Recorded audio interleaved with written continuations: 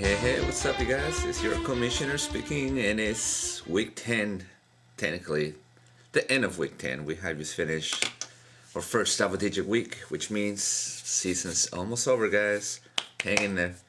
There's still possibilities. A lot of us could still make playoffs, so hang in there, okay? Don't give up on me yet. All right, so very exciting week. Lots of points, lots of people with big scores, and I don't think I had one of them this week, but I barely got pushed in, so that's not bad at all. And very exciting. We had almost 2 MVTs and 2 donkeys, and we'll cover that in just 1 second. But just to kind of get the formalities out of the way, check out our best quarterback this week.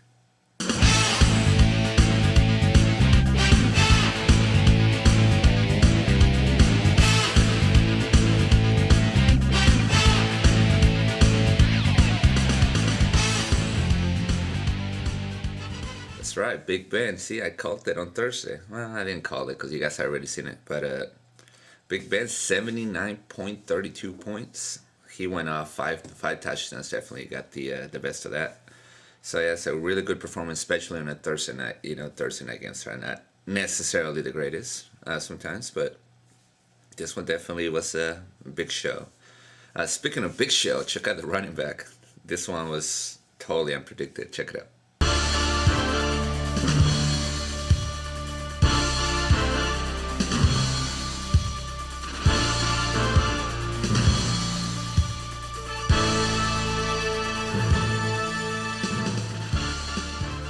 Nick Chubb, 176 yards, another 33 receiving, 2 total touchdowns for 57 points. Mainly because he had, I believe, a 92-yard touchdown run. Obviously, when you scored a big touchdown, you know, if you go from like the line of scrimmage to a touchdown, it's typically just your 7 points and then whatever yards, right? But when you have a bomb 92, there's all kinds of bonus points that are included with it. So that run alone was probably a good. Obviously, your touchdown was 7, 92 yards. You know, is what a point for every 10 yards. So at least 9 more points for the yardage, and then being a long touchdown is probably like an extra 4 or 5 points. So that alone was probably almost 20 points, because it was a 7 plus a 9 plus whatever bonus that was. I didn't really look into it, but it's probably another 3 or 4, maybe even 5 points being so big. But yeah, that one play gave him a ton of points. He ended up with 57.9. So that's definitely the best running back performance this week. So good job, T. All right, guys, let's go right on with our wide receiver.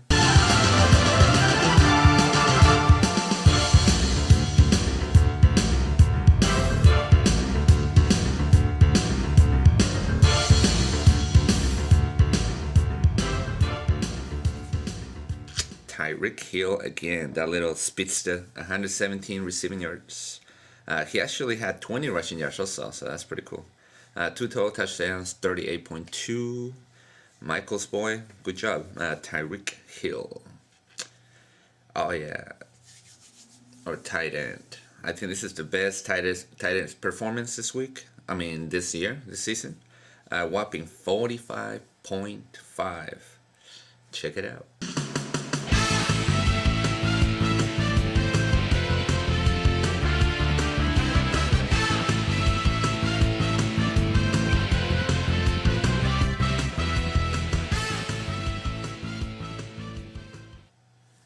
That's right, Zach Ertz. What's super crazy is that the second best, I think, was Ebron, and they both belong to Aaron. So, Aaron, you are definitely gifted at tight ends. At tight end. That's a pun. Okay, just kidding. All right. Skip. All right, 2 touchdowns, 145 yards, 45.5 points. Good job, Aaron. And, yep. I don't have to say this name again. It's the 3rd time in a row I say this kicker's name. So check out who it is.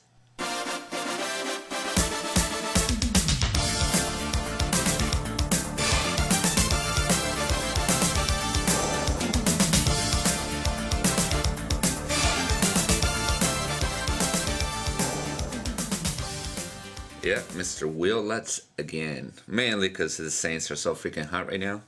he had 6 extra point attempts. That means they score at least 6 touchdowns, at least, unless it went for a 2-point attempt. He also had 3 field goals off his own. 2 were over 50 yards. So yeah, 25 points. So Gabriel, nice pickup. Finally, somebody picks him up. That's 3 weeks on the top, and we kind of just skipped on by. All right, let's get on to our defense. It was an average performance for defenses this week. Check it out.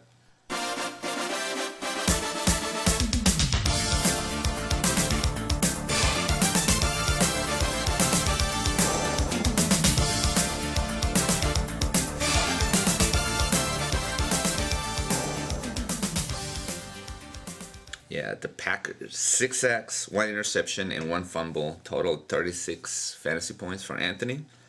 So, yeah, so like I said, average, we had like, what, a 60-something pointer last week. But yeah, it's pretty decent. Anthony, of course, had a gazillion people that went out for him. And he was not our MVP. I wonder who. But yeah, speaking of MVTs, guys, we do have, like I mentioned in the beginning of the video, we had an MVT that won by that much. Literally, we had a 0.2 difference between the 2 highest teams this week. So, well, good job to both of you, first of all. And the runner-up obviously goes right correlation with the MVT being so close. And then, or donkeys. 2 people should be named for donkeys, but of course the lowest will always be the one getting named. But 1 person scored the lowest. The second lowest was only 1.34 points away. So almost 2 donkeys, almost 2 MVTs. But yeah, that's how exciting this week was, you guys. Very exciting. Perfect lineup, again, a lot of high scores. So perfect lineup is huge. It's like a whopping 419 points. You will see the breakdown soon. And yeah, so before I end the videos, I wanted to cover 2 things. I totally went and scraped that whole team strength out of the water. It did not make any more sense. Almost everybody that I predicted. Well, except for the big gunners like Aaron and them. But it made no sense. Everybody ended up either losing or winning. So it made no sense. It's all luck. Fantasy football is all luck. For real. Like, you can't predict this stuff.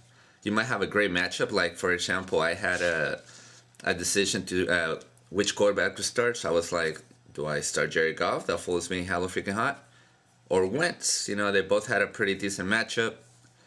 But Goff was going against Seattle. And Wentz Monday night against the Cowboys, right? Well, at the end of the 3rd quarter, he had me 12 points. He's averaging like 40-something. And at the end of the 3rd, I had like 12 points. I was down to lose. Tony, I'm sorry, buddy. You had your win 3 quarters in. But, of course, you know, last second, he just went off and attempted a comeback. And that benefited me. Not so much for Tony, but that's how unpredictable things are. You know, you never know.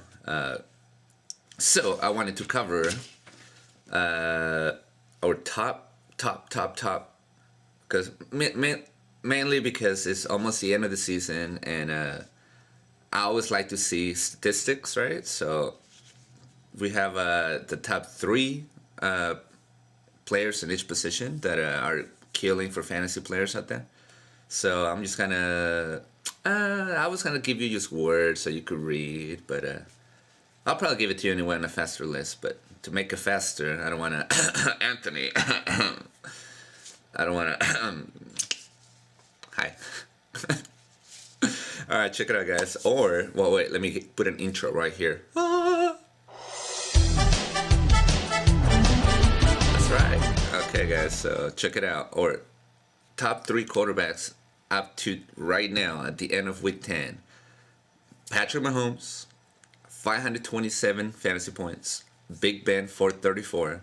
And Jared Goff at 431. So 3 top quarterbacks in our league, not necessarily. Obviously, when we see all the posts, like I forward posts all the time about like Instagram posts on the top quarterbacks or whatever. But this is specifically to our league. So yeah, those top 3 are killing it. Running backs, you cannot possibly not know that the number 1 is Gurley. 417 fantasy points. That's quarterback numbers for a running back. That's stupid. That's stupid good. Alvin Kamara has 332. James Conner has 329. So, damn, that's almost 100 points difference between Gurley and the next top two. Damn, Aaron. Good job, sir. All right. Wide receivers, we got Tyreek Hill, 253. Adam, oh God, I can never say his name. Adam Thielen, whatever. 248. And Michael Thomas at 235. So see, those are pretty close. They're within like 20 points. But yeah, Gurley had almost a 100-point lead. That's crazy.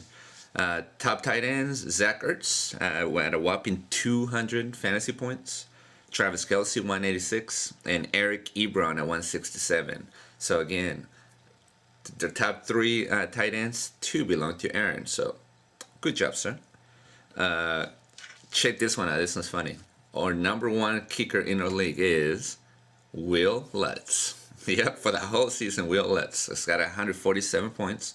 Harrison Butker, 142. That's Michael's, I believe, kicker. And Gostkowski, 133. And last but not least, the defense. We have the Chicago Bears, 264 fantasy points, followed by the Vikings with 207, and the Rams at 204. So that sums up our top three on every position. So if you have some of those guys, nice.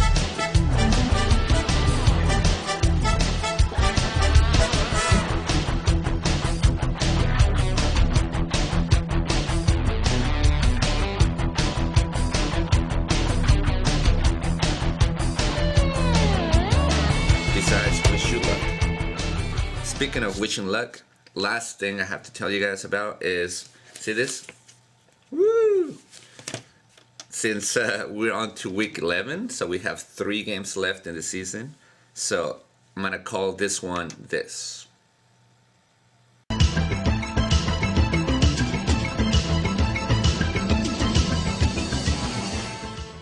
Yes. If playoffs started today.